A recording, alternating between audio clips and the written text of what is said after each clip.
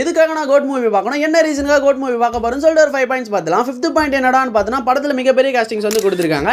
எக்ஸாம்பிளுக்கு சொல்லணும்னா நம்ம மீனாட்சி சௌத்ரி, பிரசாந்த், பிரபுதேவா, பிரேம்ஜி, மோகன், அஜ்மல், யோகி பாபு, ஸ்னேகா, ஜெயராம், லைலா, வைபவ், ஏன் நம்ம டெக்னாலஜி மூலமா நம்ம கேப்டன், ஸோ இது மாதிரி பெரிய காஸ்டிங்ஸ் வந்து கொடுத்துருக்காங்க. ஸோ அந்த ஒரு ரீசனுக்காக பார்க்கலாம். 4th பாயிண்ட் என்னடான்னு பார்த்தோன்னா, நம்ம தளபதி ஆக்டிங்கில் ஒரு சயின்ஸ் ஃபிக்ஷன் மூவினா அது கோட் மூவி தான். ஸோ அந்த ஒரு ரீசனுக்காகவே வந்து பார்க்கலாம். 3rd பாயிண்ட் என்னடான்னு பார்த்தோன்னா, நம்ம யுவன் சங்கர் ராஜாக்காக பார்க்கலாம். லாஸ்ட்டாக பண்ண மட்ட சாங்குமே பார்த்தோன்னா அவ்வளோ வெறித்தனமாக வந்து பண்ணியிருந்தாரு. கண்டிப்பாக மூவியில் வர மியூசிக்லாம் பார்த்தோன்னா இன்னும் தாறுமாறாக வந்து பண்ணியிருப்பாங்க நான் நினைக்கிறேன். ஸோ அந்த ஒரு ரீசனுக்காக பார்க்கலாம். 2nd பாயிண்ட் பார்த்தோன்னா, நம்ம டேரக்டர் வெங்கட் பிரபுக்காக பார்க்கலாம். ஏன்னா லாஸ்ட்டாக பண்ண அவருடைய ப்ரீவியஸ் மூவிலாம் பார்த்தோன்னா அவ்வளோ யூனிக்காக வந்து கொண்டு போயிருப்பாரு.